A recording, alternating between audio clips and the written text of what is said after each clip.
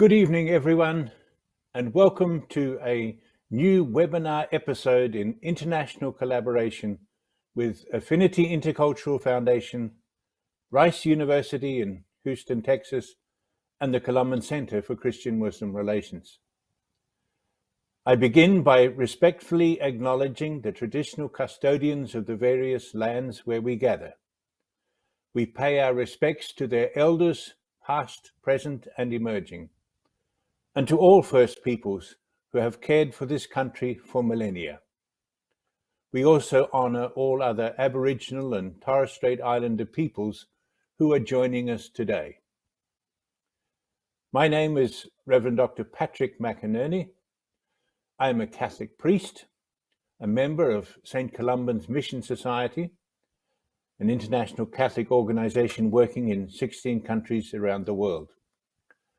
I was assigned to Pakistan for 20 years, and then for a similar period to the Columban Center for Christian-Muslim Relations here in Blacktown, of which I am currently the director. It is rare to find another Catholic defending Islam and Muslims, so Dr. Craig Considine came to my notice from as far away as the USA. We exchanged correspondence and later met at the Forum for Promoting Peace in Muslim Societies in Abu Dhabi in 2018 and again in 2019. I had the privilege of previewing his book, The Humanity of Muhammad, a Christian View. I wrote in the blurb, Craig provides a welcome antidote to the hostility towards Islam that permeates popular sentiment. His is a very sympathetic account of the compatibility between Islam and the civic values of pluralism, equality, education, and social justice. It's my great privilege to welcome you all to this discussion with our distinguished guest from the United States, Dr. Craig Considine. With his commitment to confronting Islamophobia by dispelling misinformation, he provides positive ways to build stronger bridges through interfaith dialogue between Muslims and Christians. Without further ado, I would now like to call upon tonight's distinguished facilitator, John Cleary, veteran ABC broadcaster. Thank you, John. And thank you, Patrick. Well, tonight, as indicated, we're going to be discussing the humanity of Muhammad with Dr. Craig Considine, the author of the book. But before we start, I want to remind everyone that if you haven't subscribed to Affinity's YouTube channel, you should. There's lots to find there, material similar to that we're talking about tonight and on a variety of other topics. Well, it's my great pleasure to introduce Craig Considine of the Department of Sociology at Rice University in the USA, and he's also a graduate of the American University at Washington with a PhD from Trinity College in Dublin. Dr. Considine is a prolific author and something of a specialist in unpacking Islam for the West, particularly Christian readers. Far from the post-9/11 media-driven view of Muhammad and Muslim faith as reactionary, fundamentalist and prone to militancy, Dr. Considine presents us with a prophet who embraced religious pluralism, resisted racism, supported women's equality, and promoted the ideals of a civil society. Craig Considine, welcome. Thank you, John. Craig, the one thing I've not yet mentioned is something Father Patrick indicated. It's that you are not Muslim, but a Catholic Christian.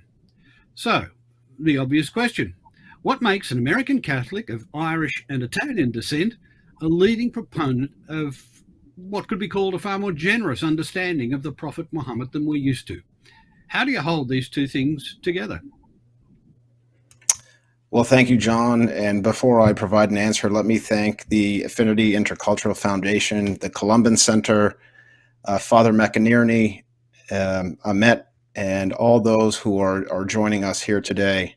Let me also say, too, Father McInerney, your introduction with the recognition of Indigenous people is very important and well taken for us here in the United States, because We recently celebrated Columbus Day. So, John, a couple things. From a Christian perspective, Jesus calls upon me to be a bridge builder, to be not only a peace seeker, but a peacemaker. And if you look at the current international situation around the world, we have Christians being persecuted in Muslim majority countries. We have Muslims being persecuted in the so-called West and Christian countries. And the situation is dire. And bridges need to be built. So from a Christian perspective, my kind of ethos is less theologically inclined, but more about what Jesus came to do in this world. And I like to use the Hebrew saying, tikkun ulam, which in Hebrew means to heal a fractured world. And that is very much what Jesus is doing. And then the second component of this, my dad is Irish and my mom is Italian. And in the American context, and indeed even in the European context, these two nationalities or ethnic groups, if you'd like to call them that, have faced their own styles of persecution, largely centered around religion. And in the post 9/11 world, we are increasingly seeing Islam being put under the spotlight, being maligned and being marginalized. And I love my family history, and I do not like seeing history repeat itself. So I'm motivated by certainly my religious backdrop, but also through where my ancestors came from. Yeah, it's still an interesting observation because I make a judgment about your age. You grew up post 9/11 or in a country that was shaped by the trauma of 9/11. Yet you choose to look at Islam in this way. So what led you to that particular way of approaching your career? John, I was blessed with an extraordinary teacher named Professor Akbar Ahmed, who is still teaching at American University in Washington, D.C. He still holds the chair of Islamic Studies, the Ibn Khaldun chair. And when I entered Professor Ahmed's classroom, I had a lot of misperceptions, which were largely fueled by mainstream post 9/11 media narratives of Islam and Muslims being linked to violence and buzzwords like jihad and barbarism. But thank God, Professor Ahmed, on the first day of class, instead of talking about the theological backdrop to Islam, he just focused on the emphasis that Prophet Muhammad placed on knowledge and learning, and not merely the learning that we get through books or peer-reviewed journal articles, but the knowledge that we get through human interaction. And that's what really initiated my journey. It wasn't a fascination with Islam per se, or Christian-Muslim relations. It was largely rooted in the power of knowledge, and not only what it could do for me to transform me, but what I could do with this knowledge in terms of building bridges of understanding in my own country and even abroad. It's interesting because, in fact, that's where you begin your book. You begin leading us into the humanity of Muhammad through the commitment to knowledge. You indicated that Muhammad himself was interested in knowledge, not just of a particular strand of teaching, but in the wider sense of knowledge for its own sake. And you quote one particular hadith: "The ink of the scholar is more sacred than the blood of the martyr." That's not a view that many in the West are familiar with. No, and I would even go as far as saying, John, that that's a hadith or saying of Prophet Muhammad that even many Muslims aren't familiar with or aren't keen on really promoting. And for me, that one quote really ruptured the whole post 9/11 narrative. The ink of the scholar is more sacred than the blood of the martyr. That we have a higher calling as human beings. And knowledge is not merely important for the sake of this world, but it's a higher calling. It's indeed from God. And it's our job and our responsibility as human beings to nurture this gift that has been given to us. And again, I want to stress this knowledge is much more than books and PhDs or academic institutions. It's a learning that is grounded in human interaction. And I know for me, really where I've learned the most is in people's homes, in places of worship, in academic institutions, in businesses, and in neighborhoods. All of those human interactions, those experiences have created memories for me, have created stories and relationships, which make the theories and all these bigger things that much more meaningful because you actually have, a lived experience to back it up. You keep the book at a very personal level by drawing on illustrations from the life of Muhammad to make your points. But you begin with what many true believers of any religious tradition would regard as heresy. That is religious pluralism. And the illustration you provide is of Muhammad's experience with the Christians of Najran being given permission to hold a Christian service in a mosque. You might give us that illustration, but I'd also reflect this. Could you find any examples of that anywhere today? It's an amazing story, and it is really revolutionary, even for today. As a Catholic, I love to see Catholic communities open their doors to other communities. But let me stress this with pluralism, and I make this very clear in the book. Pluralism, as I define it, and I'm drawing on Professor Diana Eck from Harvard University, it's not this idea that all gods are equal. I look as a sociologist at pluralism as a social process. And Professor Eck from Harvard defines it as the energetic engagement with religious diversity. It's the encounter of commitments. It's interfaith dialogue. It's agreeing to disagree, but doing so with civility. And this, I believe, is a step beyond tolerance. This is when we can hold different views, but we understand at a deeper level where people are coming from. So it kind of transcends all of the superficiality that we see propagated throughout society. So it's a deeper commitment to the human experience. It's about being hospitable. It's about being kind. It's about being welcoming. And who can say no to these things? I mean, these are things that are universal. They're words that do get tossed around a fair bit these days by both sides of any argument, but there are two definitions that are probably critically important, and you indicate this. One term, religious pluralism, which we've talked about, and the other, toleration, religious toleration.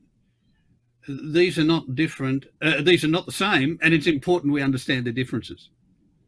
Yes, and tolerance, put it this way, John, tolerance is a stepping stone to pluralism. To have an energetic engagement with religious diversity, you have to have that bottom of toleration, at least being willing to put up with differences.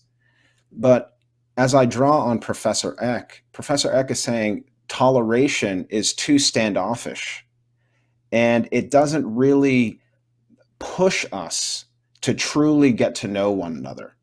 So the example I like to give, if we're all in a room, right, and if we're engaging in tolerance, each religious community will be in a different point of the room. And the way that the social interaction works between these groups, it's just that everyone can be themselves. Everyone can do their own thing. And that's really important, right? We want communities to be themselves. But if there's no crossing between these communities and between the people, then we don't really get to know one another. So that's where Prophet Muhammad, engaging with the Christians of Najran, he's not just welcoming them to Medina. He's saying, come into our mosque. Let's have a conversation about Christ. Let's break bread together. Let's share food together. And let's be one together. I mean, that's very, very powerful to me. You clearly see the Prophet as potentially a positive figure in interfaith dialogue. just step into the contemporary environment at the moment. Do you see evidence of this broader understanding emerging among faith traditions, or are we still largely sort of peeking over the trenches? Well, that's a good question, John. As an internal optimist, I would say there are certainly hopes. I think Pope Francis does an incredible job of capturing religious pluralism through the prism of what he refers to as the culture of encounter. And Pope Francis is talking about, not just meeting people, but actually looking them in the eye, trying to understand who these communities are, who these people are at a deeper level. And what's been amazing for me to see as a Catholic, and something that's really reinvigorated the commitment that I have to my faith, is Pope Francis's connection with Imam Tayyib of Al-Azhar University, which is one of the preeminent Sunni Islamic academic institutions in the world. And Pope Francis has recently visited Iraq and doing some incredible work in living this. And he's doing so as a Catholic. And I don't see that necessarily in opposition to what Muhammad was doing in the 7th century. So I like to kind of bridge these two figures together, not necessarily, measuring Pope Francis as a prophet. I'm not doing that, but just their social impact. That's really what drives me and motivates me to engage in this type of work. Quite often it depends on the way different religious traditions approach their faith. Sunni Islam puts a strong emphasis on the word, on doctrine and faith. In many ways, people would see that very similar to Calvinist Christianity, this emphasis on the word. Whereas other traditions, maybe the Sufi tradition in Islam, take it differently. So even within faith traditions, those sub-traditions sometimes find the very concepts difficult to deal with, given the way they're taught to treat the book. I think we need to be very careful with literalism. And this is I think a phenomenon that we see popping up, not only with those who hold, let's refer to it as Islamophobic beliefs, but also those who hold beliefs that are kind of in this category of radical Islam. You can pick up the Quran or even the Bible. So this isn't unique to Islam.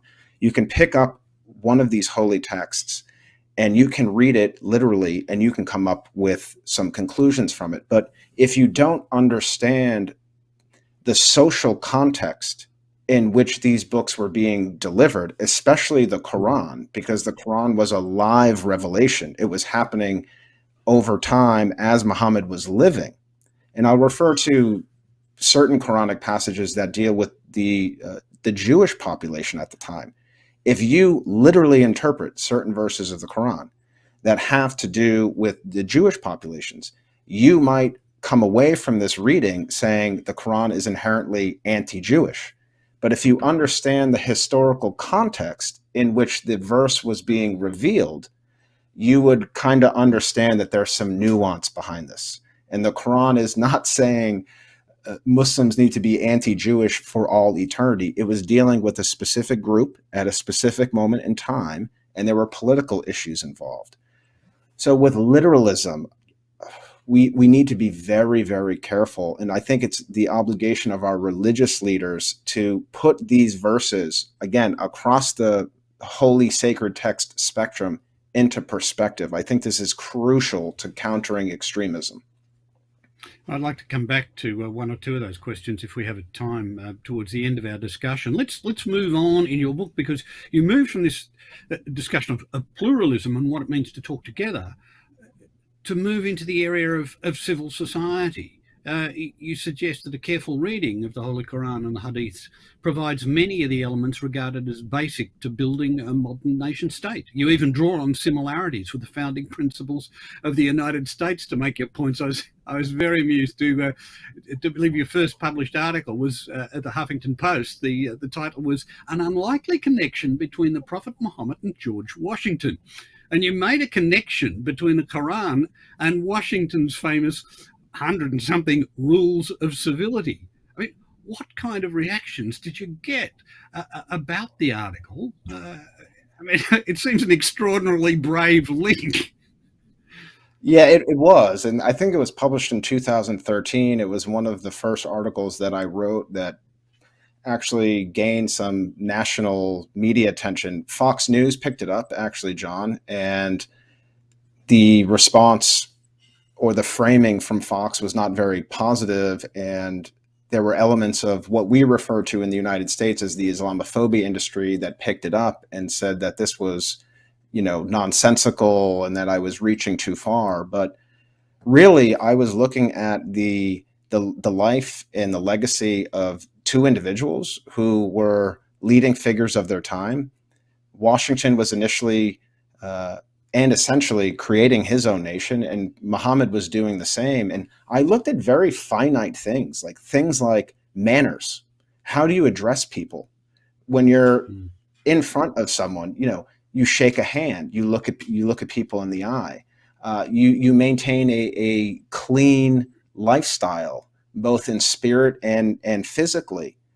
And it was a very basic connection that I made, but it ruffled a lot of feathers, especially those who kind of promote this clash of civilizations, this idea that, the founding fathers and Prophet Muhammad, there's no way these entities could be compatible. But I would ask these folks, there are definitely ways of finding similarities.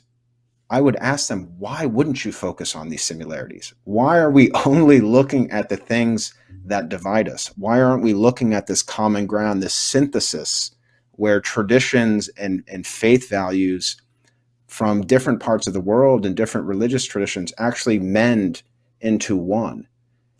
That ruffles people. It ruffles the feathers for a lot of different reasons, I think. Yes, it's a reminder too that a lot of founding fathers of whatever tradition carry the burdens of their followers. Yes, and we're still in the United States. We're seeing this today, where we still have prominent political figures and political parties that believe in this incompatibility between, let's call it, the West and Islam. And I think we need to be careful to not suffer from what I like to refer to as historical amnesia. And I brought this up in The Humanity of Muhammad. Islam has always been a part not only of the United States, but also of the West. This idea of the West as being this conglomerate, this monolithic entity. Go back into history. Islam's always been part of the West, right? It's been part of Spain. It was part of the Renaissance. Yes, the well-known, for those who've got a basic sort of history 101 course, the contribution of Islam to the Renaissance is enormous. Yeah, it's massive, and even beyond that, John. We go back into Western Africa, where the first Americans who were Muslims came from, West Africa, during the slave trade. In the 16th and 17th and even 18th century. And these were not individuals that were backward.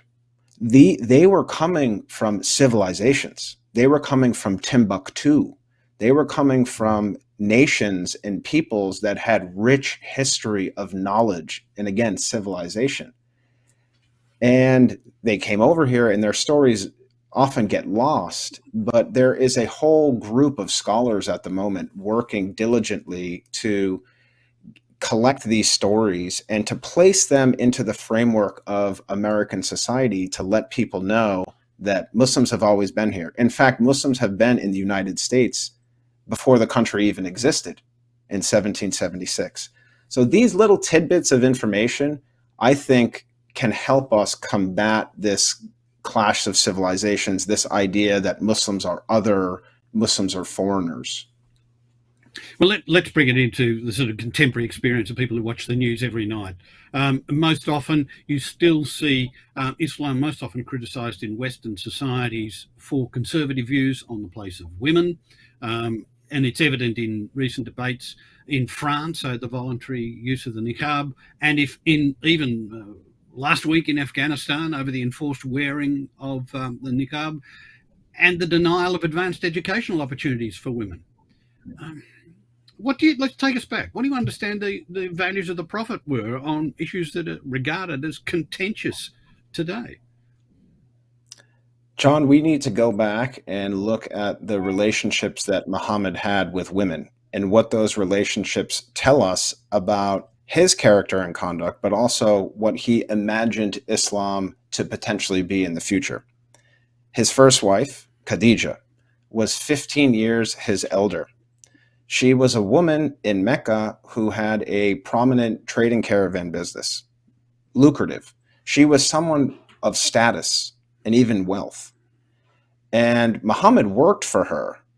And eventually this relationship transcended business and went into love and affection.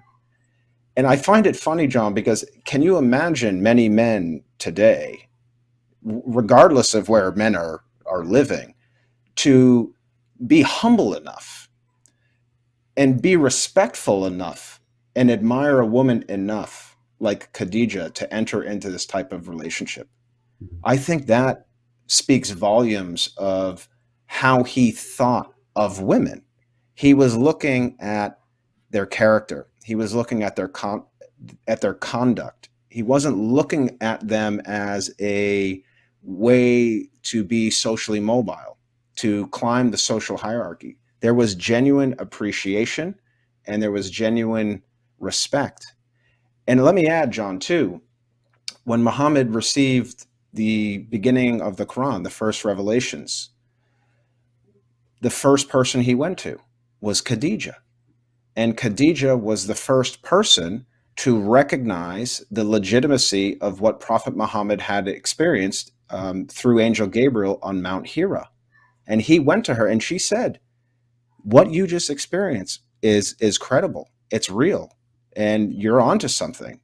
And you can imagine him kind of just being there and saying, yeah, you might be right. He trusted her. So there was a really, I think, they were a power couple. If I could, I hope that term makes sense to viewers. They were a power couple, but not through their status, because they were people rich in character. They had deep moral beliefs, and they were ethically driven, and that's what drew them to each other.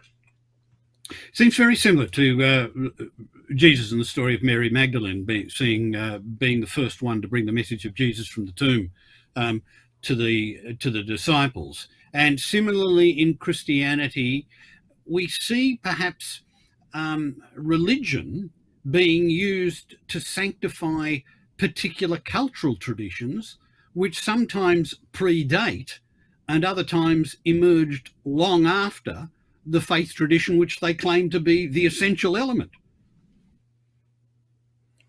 So this brings up a very interesting potential discussion or even debate about the Trinity, right? So the Trinity is something I don't necessarily discuss in the book, but I do in my latest book, People of the Book. The Trinity obviously is a concept of three, and before Constantine, in 313 to 325, the Holy Roman Emperor moves the capital of the empire from Rome to Constantinople. He initiates the Council of Nicaea. The Trinity comes about, and so on and so forth. There's a lot of critics who happen to be Muslim scholars who say that the Trinity was just a play on pagan traditions, right? Because even in Irish culture, if you go back to pre-Christian Ireland, there were essentially three components of the deity. There was the underworld, there was this world, and there was the higher world. So it's an interesting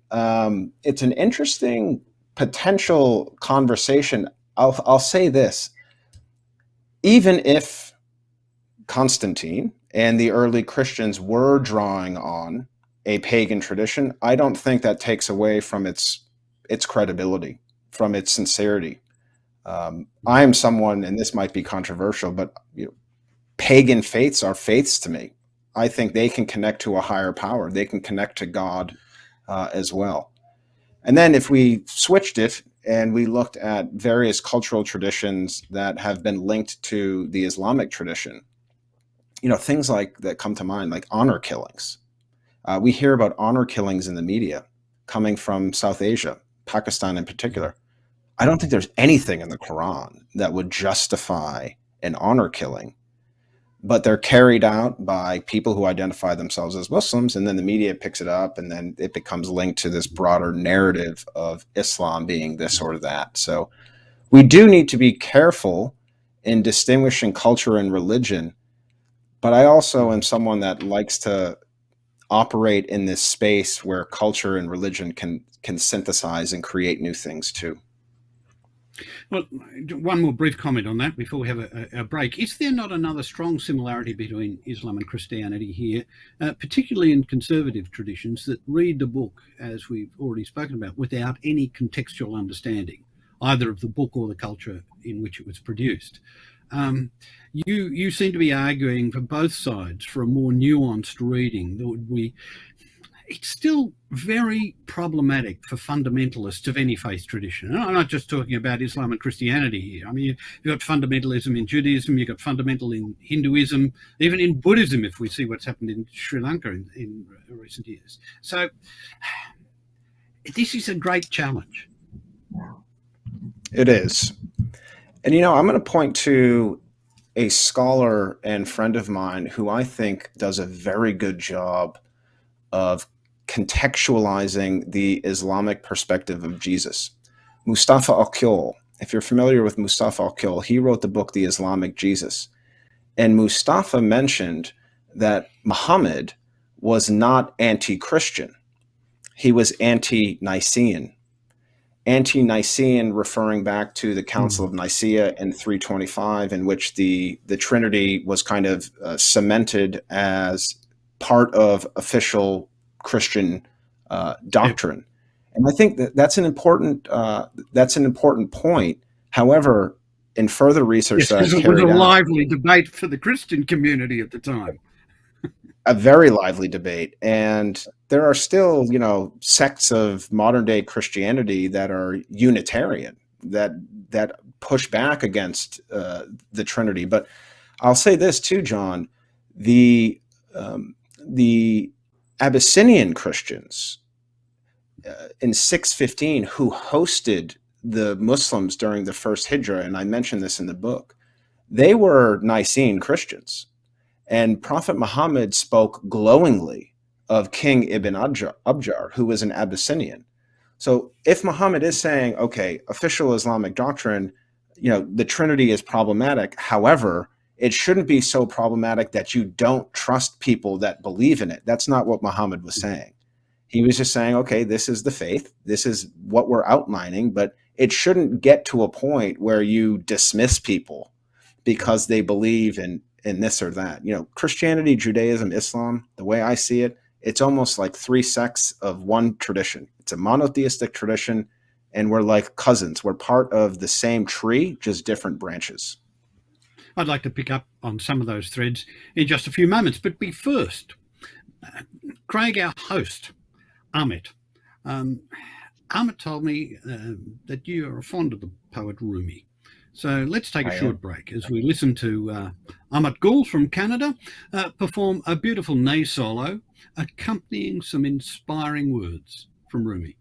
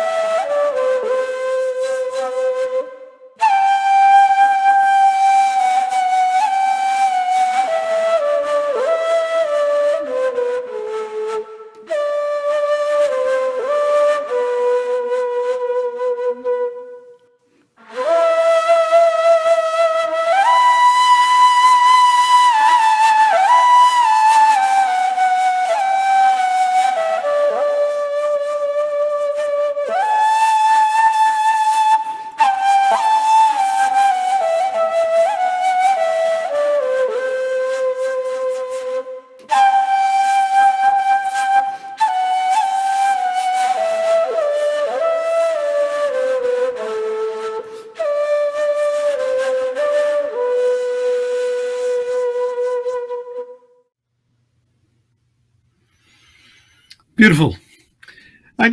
I'm told, Craig, that not only are you keen on Rumi, you've even dared to make a link between the great American sort of soul, Emerson, and Rumi. You see connections there. So there are cultural connections that we can reach into the faith in its most generic form and find commonalities. Yeah, and I found this commonality growing up in Massachusetts. Not necessarily growing up, but when I was in college, I would go home and I would be spending time in Massachusetts, and I would pick up books and I would just go into the woods as Ralph Waldo Emerson and Henry David Thoreau and all these great transcendentalists, essentially Christian mystics, did. And as I was reading Emerson and coming across Emerson's thoughts about the transcendental, what our higher calling is, love, universality, and humanity, I was struck by the memories that I had of reading Rumi in college. And I was thinking to myself, here are two different individuals from two different centuries in two completely different parts of the world, from two different faith traditions, essentially saying the same exact thing. And in the work that I like to do in trying to counter this clash of civilizations, we have a perfect example. Emerson's from Boston. He's a Christian. He's a transcendentalist. He's a Westerner. Rumi is a Muslim from Central Asia, and so on and so forth. What a beautiful example to touch upon the common ground that can be found in different, not only faith traditions, but different parts of the world, different cultures. Emerson and Rumi are bridges in and among themselves. And it was a pleasure to include their poetry in the book. If you actually read the lines in the book too, it was almost like I was thinking to myself, did Emerson plagiarize Rumi? Obviously, I don't think he did, but the lines were so similar. It was fascinating. Yes, they reach beyond doctrine into the sort of fundamental motivations. Can I just want to ask another question here that before we move on, and it's a sort of pragmatic question about the way in which we've developed our understanding of these things. Muhammad, for instance, seems very different depending on who you read. For example, some write of his life as the good-natured believer of Mecca, a lovely, nice man, gentle soul. For others, he's the political warrior of Medina. And these two traditions seem to separate. We never get the integrated sort of Washington, who's both a general and a statesman and a good guy. With Muhammad, no, he's either one or the other. Yeah, I think a lot of that is. Yeah, I think a lot of it, John, is driven by its misinformation, its lack of knowledge. I think these two things are inherently intertwined. But I think there's a deeper crisis, and it's a spiritual crisis. Even when people are given information about Muhammad, about this other, let's say, touchy, mystical side, peace builder side, people are not inclined to accept it. And I think that is a concern because it raises the issue of potential rejection, but even apathy, that people don't want to think about someone like Muhammad and his followers and this entire tradition as being similar to us. Mm-hmm. And for me, that's a red flag. Why don't people want to see similarities in other people and other faith traditions? Can't we agree that these things, finding similarities, are good? It's common sense. It builds bridges. It prevents violence. It prevents war. It's a deeper crisis, I think, that we're facing. It's beyond just mere ignorance or lack of knowledge. It's something that's happening within individuals, and then that resonates throughout communities. And it's perhaps the signifying crisis of our times, that people are retreating at times of crisis, whether it's the climate crisis or something else. People are retreating into their tribes rather than seeking to build. It seems that much of the time since, say, post-World War II, we've spent 50 years building international relations, and in the last 50 years tearing them down or retreating from them. Well, let's turn to some of the essential commonalities between the faith traditions that we can build upon.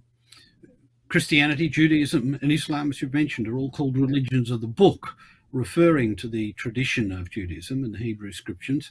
How familiar was the prophet in his context with the Jewish tradition and the Christian ambience which surrounded much of that? And what essentials was he able to draw on? Well, the Jewish and Christian traditions are inherently intertwined in the revelations that Muhammad was receiving. And I often say to audiences, whether they're Christian, Muslim, or whatever they happen to be, that Islam is a continuation of previous revelation. So it doesn't discredit the Old Testament.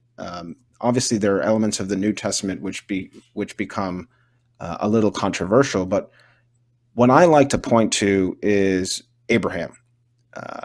Abraham is one of the common links between these three faith traditions, but there's also many more. There's Adam, there's Noah, there's Enoch. Christianity and Islam have a special place for Jesus and Mary. Of course, John, I'm sure you're familiar. Mary is the only woman in the Holy Quran that has an entire chapter dedicated to her. And Jesus is spoken in extremely lofty terms in the Quran. But of course, the Islamic appreciation for the monotheistic tradition, it precedes Christianity, and it goes all the way back. And there's other fundamental principles too. The day of judgment, the idea of doing good deeds, of being merciful, of believing in monotheism, believing in one creator, believing in issues pertaining to heaven and hell, the afterlife. I mean, all of these things they're uniform across the board when we look at Judaism, Christianity, and Islam. There might be slight variations between the two, but why look at the variations? Why not just look at those common core principles that can unite us and then have conversations about, well, why is your position different? Where do you stand on this? What can that teach us potentially about the nature of God? Those are the type of conversations that we need to be having. The last part of your book you titled The Golden Rule, and you're picking up on a very interesting phrase that most of us are familiar with, that becomes a hook for a whole series of conversations. I mean, Jesus propounded it in the Sermon on the Mount when he said, "Do unto others as you would have them do unto you." The Prophet Muhammad in his last sermon admonished believers to hurt no one so that no one may hurt you. Confucius in the Analects, never impose on others what you would not choose for yourself. And the great German philosopher Kant refined it to something similar called the categorical imperative. Act only according to that maxim whereby you can at the same time will that it should become a universal law. Or more simply, in children's tales, do as you would be done by. Now, what is it about this common theme? Have the authors simply borrowed from each other, or have they reached similar insights separately? And what might this signify? John, I think it really shouldn't be overcomplicated. It really boils down to being a good person. And let me unpack this a little bit. Being someone that is keen to smile, to be hospitable, to reach out a helping hand, to be compassionate, to be merciful, to defend people. These are not unique to any faith tradition or to any religion. These things transcend religion. They transcend faith. It's about the human experience and what God has blessed us with this kind of, it's not just intuition, but the ability to love is is so powerful, and we're all capable of doing it. And certainly major religious traditions teach it. At the end of the day, these major religious traditions are trying to contribute to happiness, to peace, to making people feel whole. But I don't think you need religion to do these things either. It's about having a respect for human dignity. It's about that feeling that we get when we know we're being loved, giving that feeling to other people and hoping that it kind of connects and dissipates to other elements of society. The other thing that it seemed to resonate with me was that what you're talking about in terms of Muhammad and in Jesus, it's about do as I do, not as I necessarily say. It's not about the words, it's about the acts. And religion, theology tends us to draw us away from the acts into what the words say and not what the words mean. And that's a problem for all religious traditions. It is, John, and I'm so glad you said that, because that really is what is the driving factor in me as a Christian engaging in the type of work that I do. Of course, I don't ignore theological claims. You have to consider these things, especially as a scholar and someone engaging with communities. But actions, I think, speak certainly louder than words or claims. And with Jesus, I'll go back to that Hebrew saying, to heal a fractured world. What attracts me to Jesus is not that he was claiming this or that. It's what he was able to do boldly and courageously to take members of the periphery of society, the people that have been neglected, the people that have been forgotten. And he said, you're going to come back in and we're going to make you feel whole. I mean, I find that powerful. And that's why I also find Muhammad powerful. Muhammad was engaging in a very similar work. He was trying to transcend this arrogance, this jahiliyyah, this tribalism, trying to get society to feel whole again. And yes, the theological claims are important, but it's more about how we treat people. One of the favorite things that I recollect about Muhammad, John, and I write about this in the book, is how he stood for the Jewish funeral procession. When a Jewish funeral procession was coming down the road in Medina, and Muhammad stood to honor the lost soul, this Jewish person. And some of Muhammad's companions were saying, well, why are you standing? This person is Jewish. And Muhammad said, this is a human soul. Is it not a human soul? Stand, rise, live with dignity, live with respect, treat others how you wish to be treated. So I will always emphasize and place emphasis in my relationships on people who are keen on acting. Show me your faith. Don't tell me your faith. Show me your faith. That's what I would like to see. For many in the West, religion is becoming less relevant. Yet we're entering into a period in terms of global reality where the ties that bind seem to be more essential and more needed than at any other time, particularly when you look at something like the climate crisis, which just has to bring people together in costly understandings. You seem to be suggesting through your book that there are a raft of universals amongst the great religions, particularly those of the book, which we can build upon to build a shared future. And perhaps here is even the key to a truly shared humanity. It's interconnectedness, John. Understanding that what happens in one corner of the world, especially in the modern context with globalization, can impact, what can happen in Indonesia can influence what happens in New York. And if we don't recognize this interconnectedness, that your well-being is dependent on my well-being and vice versa, then we're just going to continue with this vicious cycle of apathy and discrediting one another and basically forgetting about one another. And this is what, even in interfaith dialogue circles, John, people are like, what are your recommendations for interfaith dialogue? And I said, for starters, don't talk about faith. Talk about things that are unique to the human experience right now. And this includes things like being a mom, a dad, a husband, a son, a father, an employee, a citizen of a nation. But what if we extended this? Like, what are the global issues?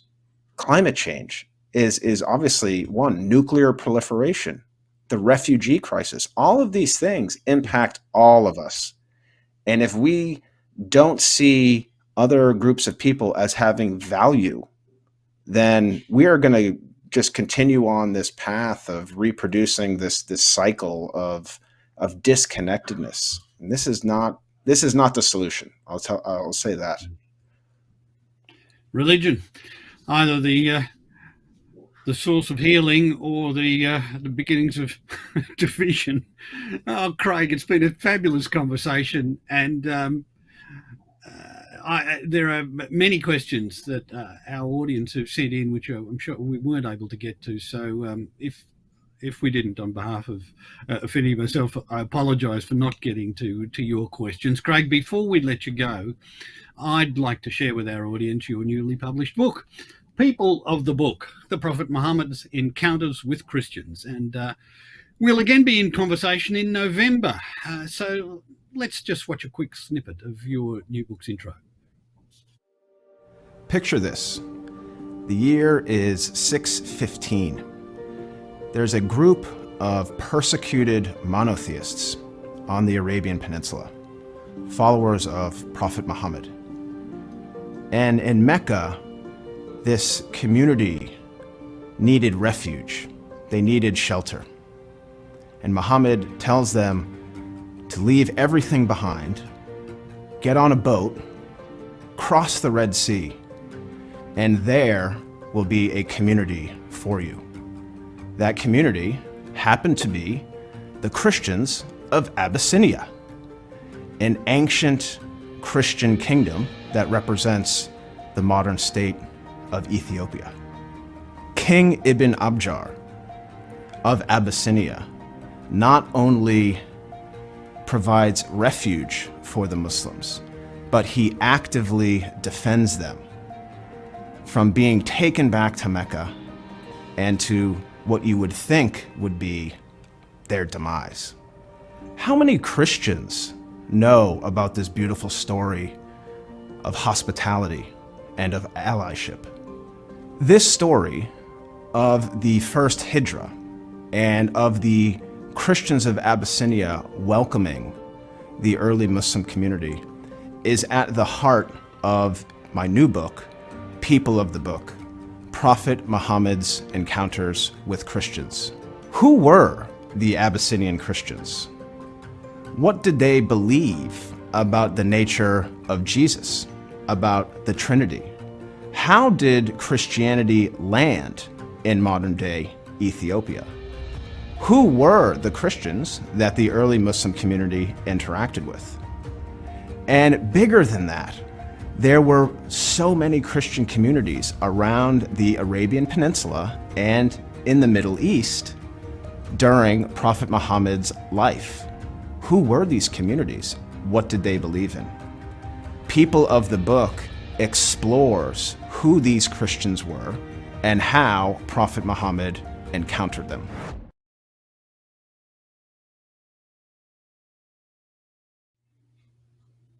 People of the Book, available now. Well, thanks again, Dr. Craig Considine. It was a great pleasure talking with you. And to conclude today, I'd like to call on Mahiz Ansari, ISRA instructor, to provide some closing remarks on behalf of the Affinity Intercultural Foundation. Thank you, Uncle John. As Ahmed Polat endearingly calls you, Dr. Craig Considine, John, and all our viewers, good evening and peace be with all of you. What an incredible conversation.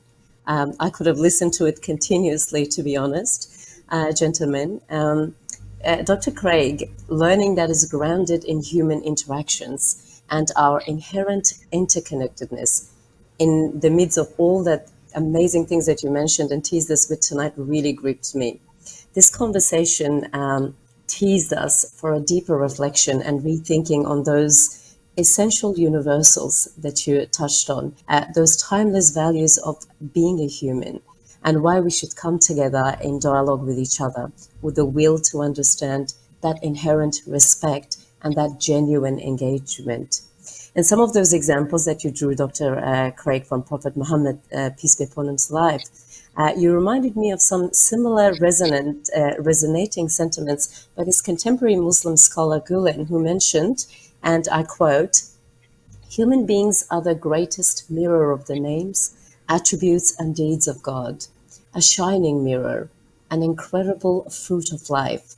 They're the signs and interpreters of the most sublime one, the brightest mirrors of their master, mirrors that reflect significant expressions." Your expressions, your insights, Dr. Craig, tonight were as compelling for deeper thoughts as they are in the book that you've written. The Humanity of Muhammad, a Christian view through a sociological lens, as you give us a glimpse of tonight, brings forth a very strong relevance to our contemporary world. Themes from religious diversity to racial equality to women, that has resonance to a global audience. So your book is like resonating to the world, and thank you. The essence of tonight, and going back to that Rumi's, I know you like Rumi yourself, really echoed this particular verse from Rumi in my mind as well. And I quote again, "Come, come, let us appreciate each other. Know the value of each other, because you never know, we might suddenly separate. Now that our prophet has said, the believer is the mirror of the believer, why are we turning away our faces from that mirror? Grudges and hatred darken friendship and injure the heart. Why don't we rip off and throw away any grudges from the heart?" And I end that quote. I want to sincerely, heartfelt extend my thank yous to you, Dr. Craig, to give us this glimpse of how you are, and I quote yourself tonight, not only a peace seeker, but a peacemaker, in the way you're living up, and as you said, showing your faith through that, again, your quote, energetic engagement with religious diversity. And I also like to thank you for the inspiring ways that you're paving way as a public intellectual at an international level. I would also like to offer my gratitude to Affinity Intercultural Foundation, Rice University, and the Columban Center for Christian-Muslim Relations for bringing this hour together. And also to Father or Uncle Patrick for the warm welcome note, and Ahmed Gul for that beautiful Ney performance. In anticipation to the next book, People of the Book, launch webinar that is scheduled for the 16th of November, I think a first of its kind in Australia, Uncle John, Dr. Craig Considine, and all our viewers, thank you very much for your time tonight in joining us. Have a good evening and stay safe.